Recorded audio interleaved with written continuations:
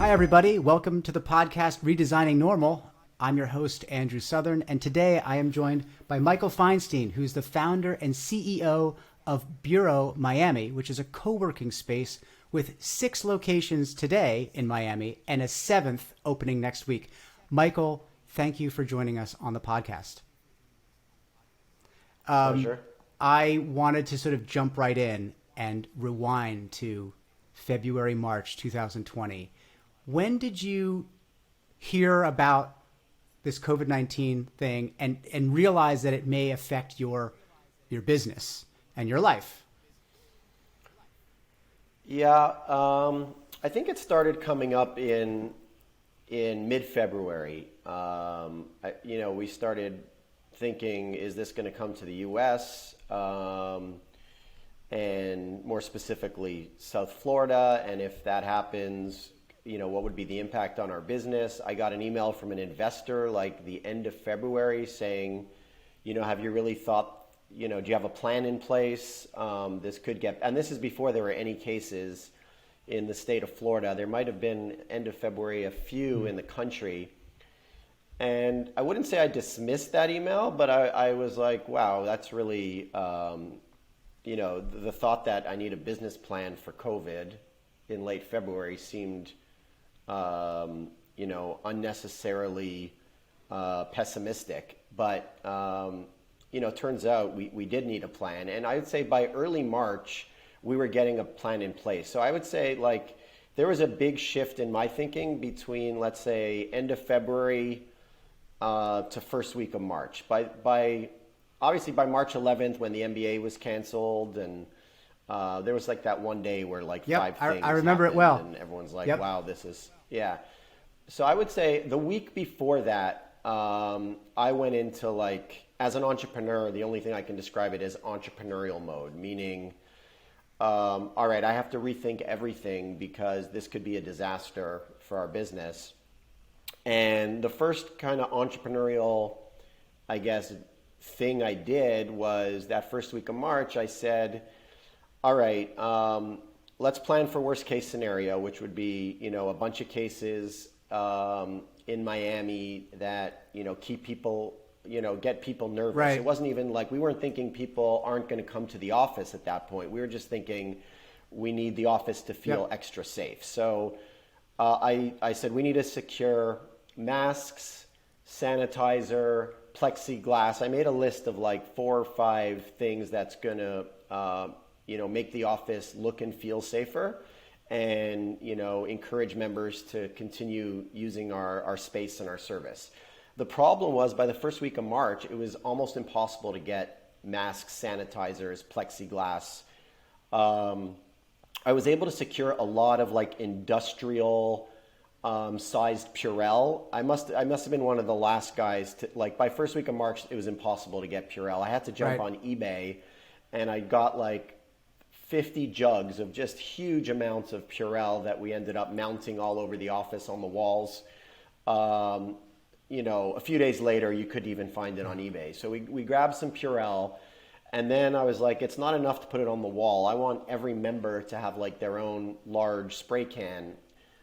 And we have over 1,000 members, so I couldn't find that. So I ended up, and this is where I think the word entrepreneurial kicks in.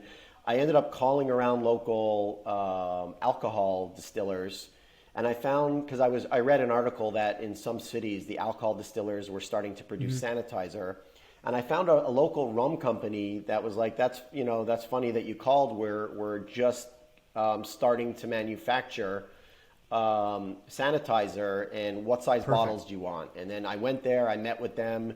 Next thing I know, I ordered 2,000 bottles of this rum it wasn't rum based, but it was from a rum company. It was their first batch, and it was actually, I still use them. It was the best batch of sanitizer in terms of totally right, because everyone knows there's different quality now. I never knew that, right? It's sometimes you use it in some public place, and Some it's are oily awful. for the rest of the day. You're I gotta go wash my hands now, right? So you got so absolutely. By the middle of March, I'm in a warehouse in Hialeah, meeting with rum manufacturers about custom orders of, branded sanitizer. It was like That is bizarre. just bizarre. That all worked out. Those guys were great guys. They've actually built a big business off that, off hand sanitizers. They've done really well. And then so I was hustling sanitizer. Then I said, how do we get masks? You couldn't find masks. And so I went on Etsy and I ended up finding some locals in Miami that were trying to sell. By the way, that's why Etsy, Sure. I don't know if you followed Etsy stock, but it's like tripled or quadrupled over the past year, mostly because it was one of the only places to buy Right. fabric masks, like the cotton masks that everyone wears. So I jumped on Etsy, found a guy in Miami, found a couple, called them, said, let me see what you're making. And again, met with them, customized it a little bit. And we ended up placing a huge order of these really well-made cotton washable masks. And so we got the masks by mid-March. We had the sanitizers. I found a plexi manufacturer who, got into the business. Also, he recognized the opportunity with COVID. So he's procured some plexi. We figured out how to mount it to all our, it's not all our desks were needed them, but the ones that were like kind of close together, the bench desking kind of format, we needed plexi. So by the end of March, I had, a lot of products that other people were looking for, and we created a COVID kit. Like we literally packaged this up and gave out to, 15 or maybe, I guess not all the members were in the office, but over 1,000 members were handed like a kit that had masks and sanitizers and antiviral tissue. And I think we probably threw some candy in there, but we just wanted to make it clear that Bureau's taking this seriously, that we're spending money to help them, and people were appreciative.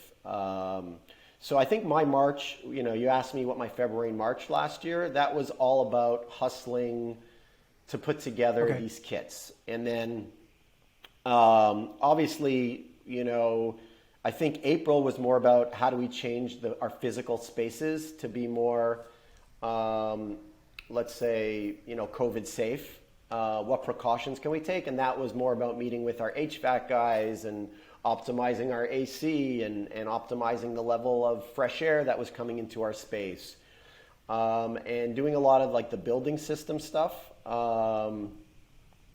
And like we got new sinks, like the touchless faucets. So I think March was about how do we get stuff into the hands of our members that'll reassure them. And April was about how do we enhance our spaces. Obviously, there's easy things. We just paid our cleaners more to do more disinfecting. Those things you can handle in a phone call.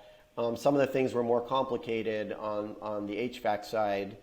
But I think, we were early in this. In fact, the Herald featured us, I think, in mid-April as being like a company that was really ahead of the curve on getting our buildings or specifically our spaces within buildings to be COVID safe. Wow. And then, so we were pretty active early on, and we made the decision to keep our spaces open. So, I guess our big decision in mid-March when all businesses started to close, then there was later a mandate that I think by early April that all non-essential businesses had to close. So that was more about, first of all, understanding if we had the right to operate, which we did qualify as an essential business. And the reason for that is, there's a couple reasons. The simplest one is we receive mail and packages on behalf of our 1,500 members. Any company that receives, business mail on behalf of other people needs to stay open to receive that mail. So that was an easy answer in terms of do we have the right to stay open, and then also in our offices we have a number of essential. A number of companies and individuals that were categorized as essential. Those could be, people who work for healthcare companies, psychologists, even lawyers were categorized as essential, accountants. So we have dozens, if not hundreds, of those types of people across our 6 locations. And as a provider of infrastructure to those people, you're allowed to operate. So thankfully we had the option to stay open, but it didn't mean necessarily we would go in that direction. That needed to be a team decision. So we had a number of team calls in March, calls with my staff to say, like, do we feel comfortable operating our co-working spaces? Do you feel comfortable going to the office? We now have plexi and and this and that and distancing policies and some of the other precautions we talked about. Do you feel safe as an employee? And everyone felt safe and wanted to stay open and continue working and protect their income ultimately as well. So a team decision was made to stay open. We didn't know how many members would come in. March, I think by mid-March, there weren't a lot of members. If on an average day, we have, pre-COVID, we had maybe 1,000 members using our space, 1,000 to 1,500 maybe using our 6 locations on a day-to-day basis. That dropped, maybe 80% in March.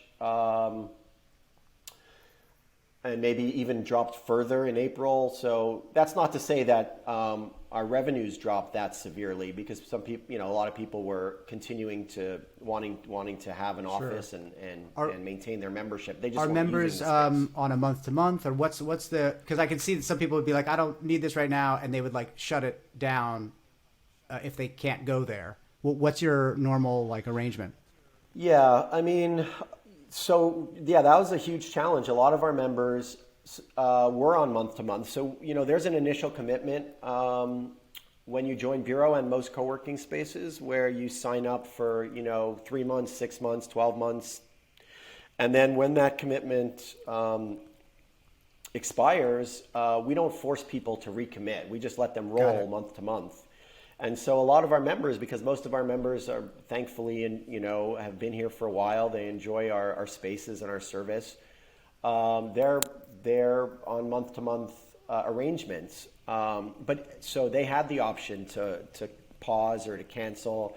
But even the ones who didn't, even the ones who were in month 4 of a 12-month, there was no way we were going to insist that they pay or use the space. We were going to work something out with them. We knew that as a local company, some non-local companies I think were a little more harsh with respect to that. But we're in this as a local company dealing with local clients, and we're going to be here in the long run. We build relationships. So anyone who called and said, look, we're not going to be using the space, and frankly, we don't even have revenue at the moment. We certainly did whatever we could to work through those short-term challenges, and people were appreciative. That makes a big difference in terms of like customer service. I could also imagine that some folks came to you and said, "Hey, I'm at the communal desk plan or whatever. I'd like to have a single office, at this time."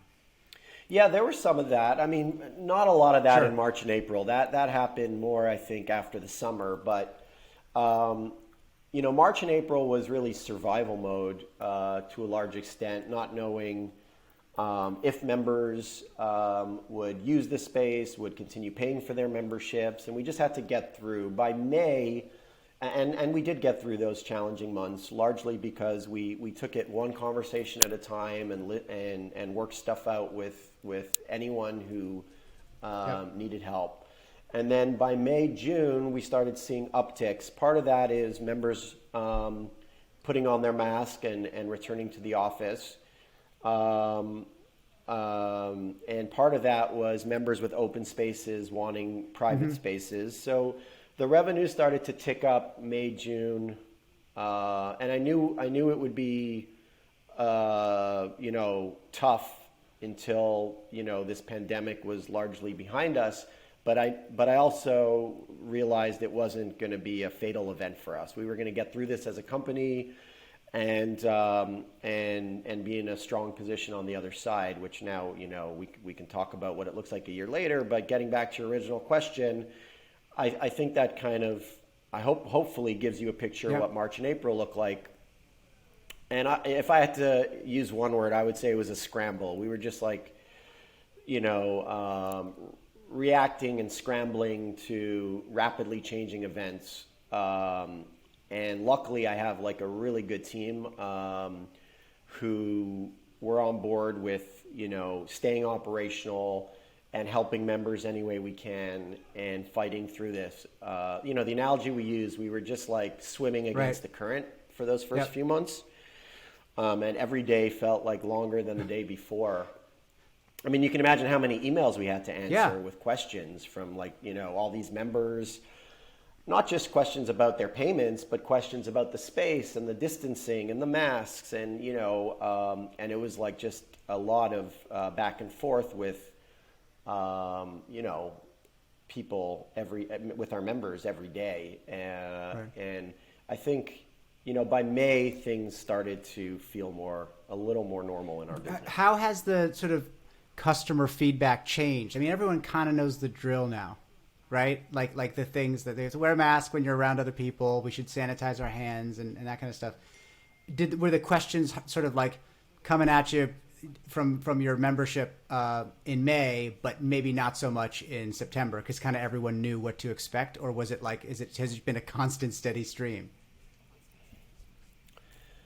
There's definitely been a steady stream of COVID-related questions and concerns since the pandemic started. But obviously, I would say 80% of those questions or issues were raised in March, April, May, and then obviously, I think people understood that if you go to a restaurant, I guess most restaurants were outdoors only. But if you go to a space, whatever that space is, there's protocols now. One person in the elevator, not 5, and you put on your mask, and you Purell your hands, and there was a drill that everybody knew. Now the emails we got like May, June, July is like, hey, this person walked through a common area without a mask, and that person got in the elevator when I was in the elevator, and so there was a little bit of not a little bit. I mean, there was a lot of enforcement that my staff had to.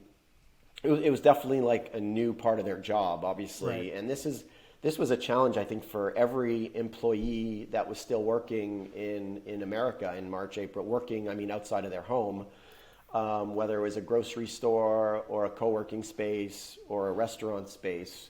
You had to navigate that. Like when one customer kind of says this other customer isn't being compliant, how do you handle that? Yeah, because you also have to respect that other customer and understand, maybe that customer has asthma and can't wear a mask. So it's never black and white, and that's an ongoing challenge for anyone in the hospitality industry, is navigating those customer versus customer issues that are less now because, like you said, people know the drill, and almost everyone is compliant with the COVID drill. But in the early days, there was also a lot of people that were, I wouldn't say non-believers, but were less concerned that this was like a real threat to them. And so they thought everyone was making a big stink out of what was going to be a relatively short-term issue. But I think everyone understands, those people quickly realize that this is a severe situation. So your space now, today, your space is, I should say. And I've only been to one Büro. I've full disclosure for everybody listening, I've been to Büro and one of these locations, and it's beautiful. Are they all set up with the same sort of like brand ID, or are they different in each place, different furniture look and feel? No. So a little bit different. I think there's common elements to all 7 of our Büro spaces, but we also try to incorporate a little bit of the neighborhood vibe. So, Coconut Grove feels a little different. Midtown, let's say, is more industrial chic, kind of like Wynwood, art gallery vibe. Coconut Grove is maybe a little more kind of like artsy, colorful, bohemian, like Coconut Grovey vibe. Hollywood, we incorporated kind of like downtown Hollywood Art Deco vibes. Mid-century and Mimo. So like you'll see the exposed ceilings and a lot of concrete elements and wood tones in all the bureaus. But I think the furniture package will be a little different in the common areas based on, and the wallpapers and some of the feature design elements based on, trying to incorporate some neighborhood vibe into our Got our it. spaces. So what I was going to get at was like, even though maybe the look and feel is a little bit different, I imagine that you've got like sort of a standard set of facility related adjustments that you've made during this. Like you mentioned plexiglass. Maybe plexiglass is still up. Maybe you've taken it down. Like what has survived to now? We're in late March 2021. What items of sort of COVID preparedness has survived and has been implemented in your space today? All COVID measures are still in place. So there's still, only, 4 people allowed in this 12-person conference room, only 1 person in the elevator, all the plexis in place. So we don't think this is over. And we've managed to avoid any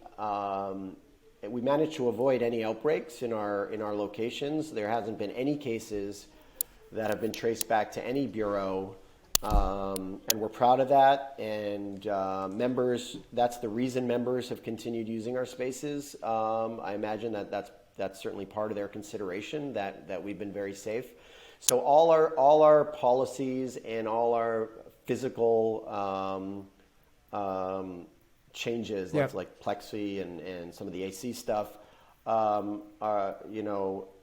been maintained to date. Now, once everyone is vaccinated and the masks are coming off, and we're probably only 30 or 60 days from that, by the way. So I think this is like, at the latest summer where I think you're going to see a big change in the social distancing and masking policies. At that point, I think with input of my members and staff, we'll make a decision about what we peel back. I think some things, obviously, at some point, we're going to allow people to work without, 10 feet of distance between desks, and we won't require masks in common areas. So I do think that certain policies will drop off. I imagine we'll keep the HVAC changes and fresh air intake and things that are just generally good, or I would say best practice for office buildings. I don't see any reason to move away from that. The touchless sinks are already installed. We're not going to move away from those. The Purell, I imagine, will always be on the walls now. But, it's just, we want people to be able to socialize post-COVID. And I know post-COVID is not one day to the next. It's kind of a rolling concept. But I'd like to get back to having some social vibe at Bureau. Because at the end of the day, we provide really nice, nicely designed and modern and flexible workspace. But we also provide a social experience. So many of our members used to work from home, and one of the things they loved about Bureau was they would meet interesting people.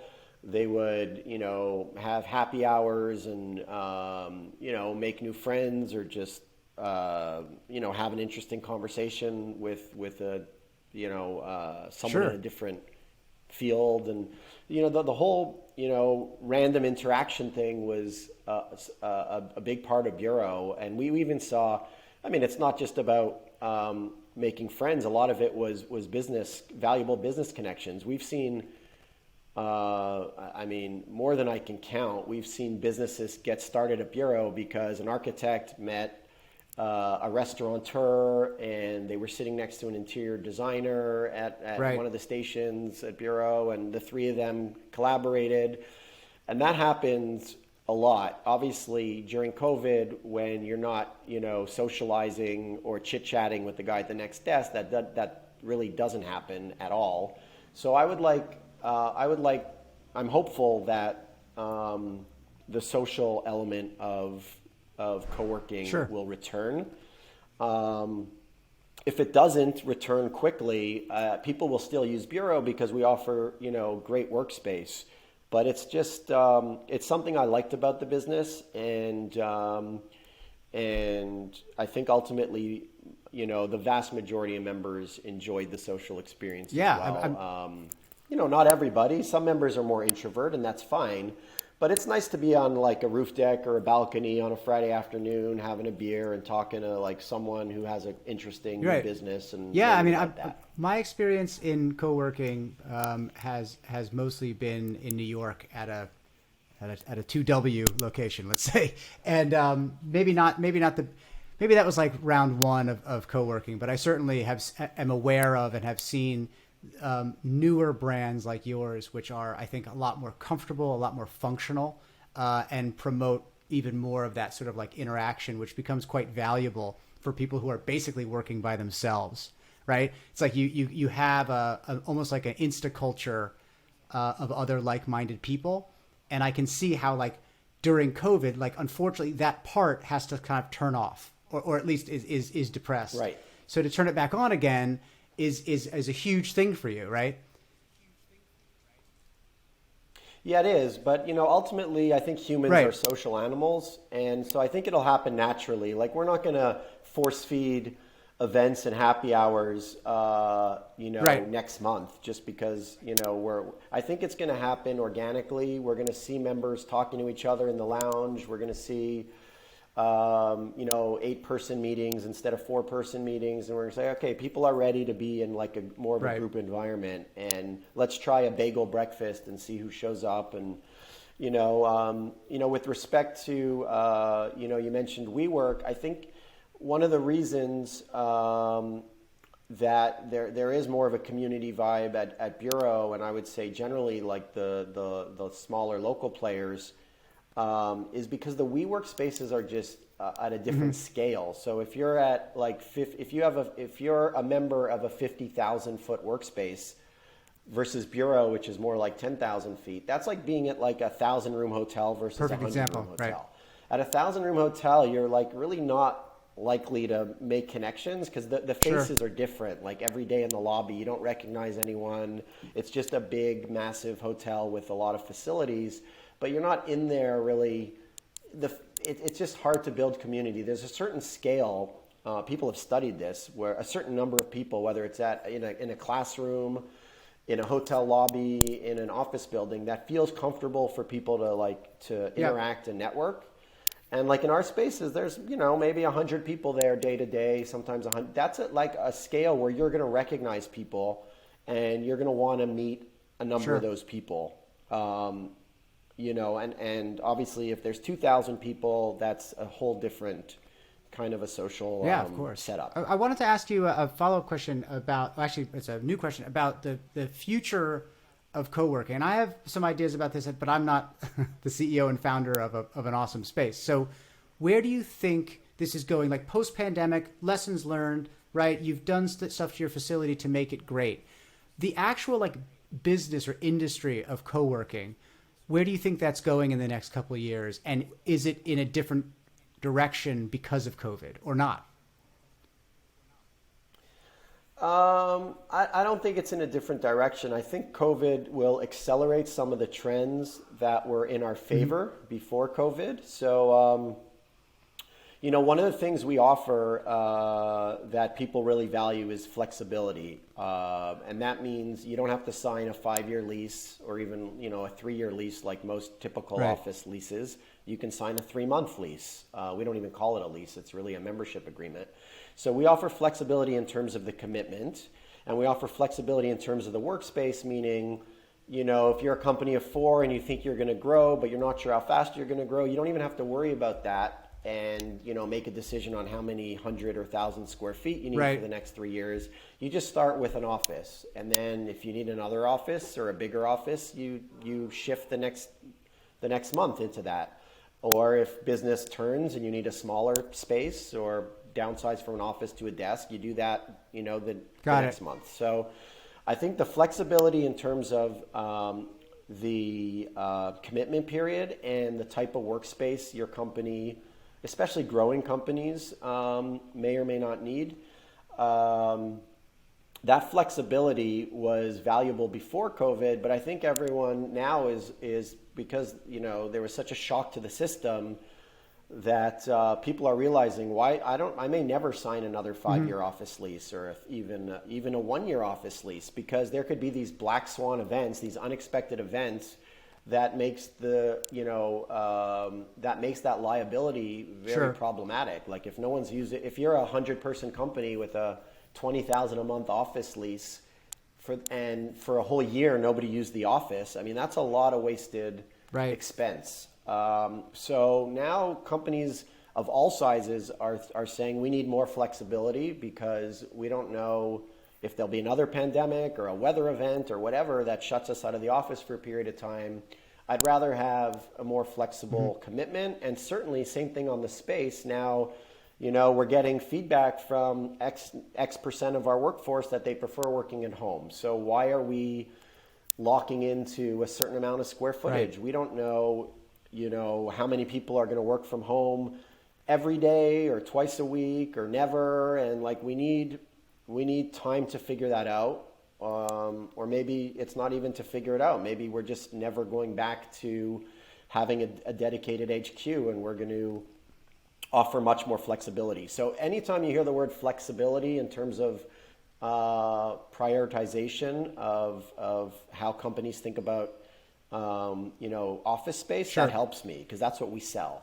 In addition to good design and social environments and high quality personalized service, we sell flexibility. And that's what people are going to want moving forward. So I'm bullish about what this means for us. I think the biggest thing we're starting to see is companies that were, I would say, a little too, not too big for us, but really they were too big for co-working in the past. That might be, a 50 to 100 person company that just always had their own office, whether that's an architecture firm or an insurance company or whatever it is. All of a sudden we're getting calls saying, you know what, we are giving up our lease, or our lease is coming to an end.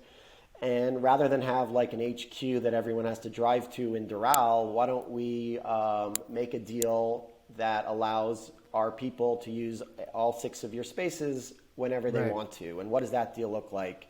And maybe we take one big office and one bureau as our HQ, but everyone can use the open spaces at the other bureaus. So these are things we're working through with bigger companies.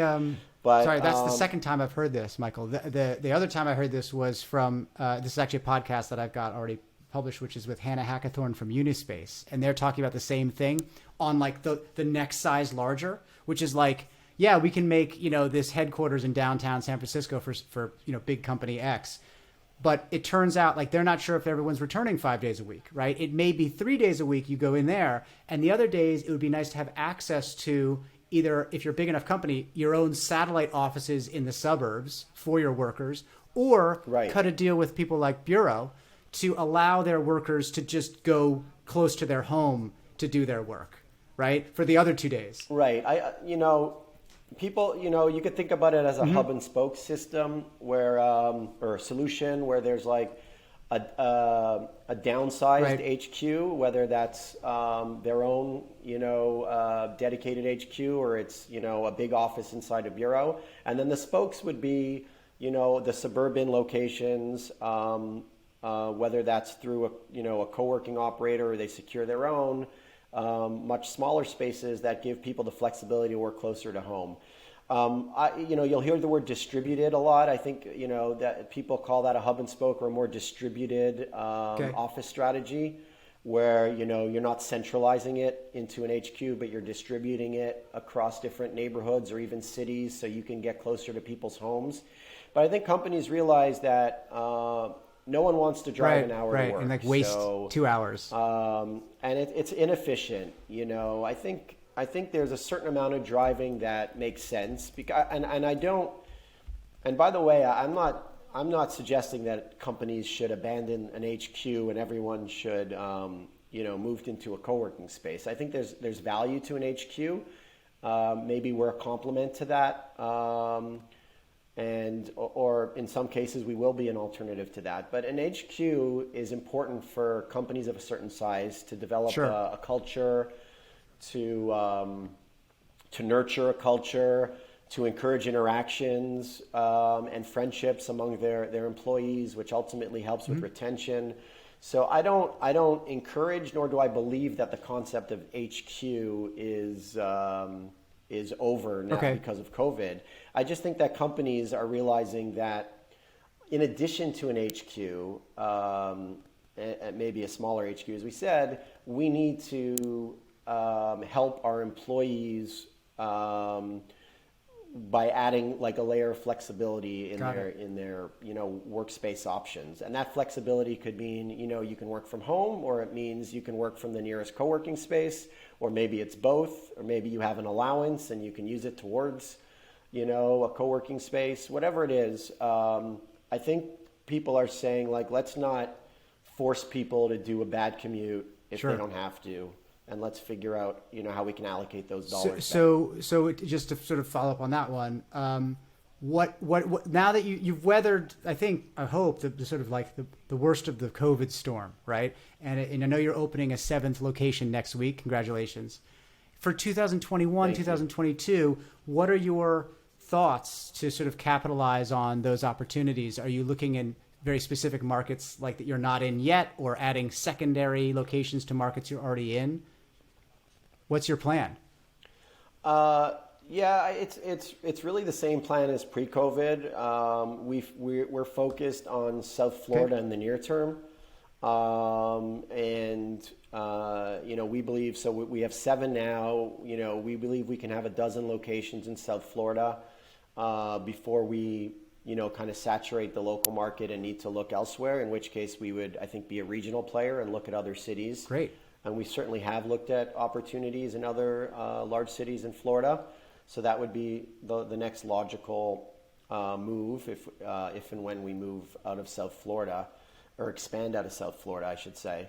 But there are opportunities in South Florida. I think the biggest difference for us, and again, this was happening pre-COVID, is the move away from us leasing our spaces into us becoming really more of an operator / manager for landlords that are interested or excited by the co-working concept. And what that means is, like, the good operators in the co-working industry, the experienced operators, and I'll certainly include Büro in that group, we get calls from developers and landlords regularly to say, hey, do you want to lease a floor in our building? And we'll say, in the past, we would say, let's talk. If we like the building and the location, what are the terms? What's the pricing, et cetera? And now the conversation is, no, we're not going to pay to set up a Büro in your building, but you can pay us to do that, much like hotel owners pay Marriott. I was just going to say, use the hotel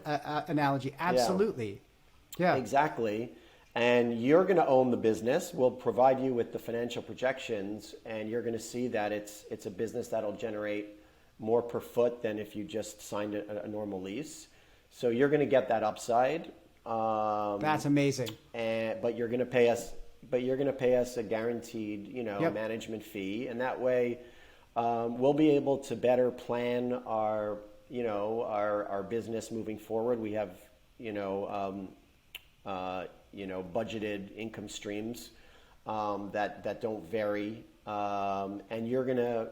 So that helps us, just like that's why hotel companies manage buildings and don't lease buildings. It's the predictable revenue streams that they like and their investors like. Now we won't be as profitable. I mean, what we give up in that arrangement is, we could make more money in the event the location is a big success. Obviously, the money we would make leasing and then carving it up and releasing it is better than a management fee, but it's a trade-off that we'll take, especially post-COVID, where we saw the how problematic it could be to have long-term liability and short-term, membership agreements. Right. We got through it, but it's not something I want to ever. I would go also through say, again. I'm not like in the industry like you are, but just looking outside, there's probably a bunch of offices that have a bunch of space, like office buildings rather. Right. The tables have turned a little bit, right? And that happens in marketplaces all the time, right? Where suddenly they're holding the bag or you're holding the bag, and in this case, they're going to have a lot of floors, let's say, in these buildings, right, that are unleased. And they're not making any money. Right. And it would be cool, especially with your model, to come in and say, if I manage it correctly and we do this deal, you will make more per square foot than a traditional lease. Yeah, absolutely. And they will. I mean, we can show them the numbers of our 6 locations and easily prove that, hypothesis that they'll make more money. Amazing. So, we have a formula to generate more money per foot, and we could apply that formula if their building is comparable to our other locations. And it benefits everyone. I think where this becomes challenging is if the building has lenders, which most commercial buildings do, then you have to get that kind of structure approved with your lender. So I think it's not just the landlords do have an appetite. Almost all landlords we've spoken to in the past 6 months are receptive, if not enthusiastic, with this concept. And we will be, announcing another management deal or two in the coming months. But I think the landlords who weren't able to execute were because their bank didn't really understand what it means to hire a manager for office space. It's like they have to really change the way they think about office space. And that happened at some point in the hotel industry. At some point, banks got comfortable lending money to developers, understanding that they would have to hire a manager to execute on that plan. And I think the banks will learn that office spaces may start looking like hotel spaces in the future, and they'll get comfortable. But, only a handful of banks are that savvy at the moment. Got it. It's going to be interesting to watch, and I certainly wish you the best of luck. It sounds like you're doing a great job, weathering through all of this and figuring out which directions to go. We're trying. I mean, it was ups and downs like everybody over the past 12 months. But I think if you would have told me a year ago where we'd be today in terms of our occupancy and revenues and number of people using the space day to day, I would have taken the deal. So we're not back to normal in terms of any of those metrics yet, but we're on the path to normal. Amazing. You're redesigning normal. So it's amazing. It's an amazing wrap up. Michael. Perfect. Thank you very much. I really did. I want to thank Michael Feinstein for being a guest today and doing the greatest wrap up of any podcast I've ever done. Thank you again, Michael, for your time and for that awesome discussion. Thanks, all right. Andrew. Take care.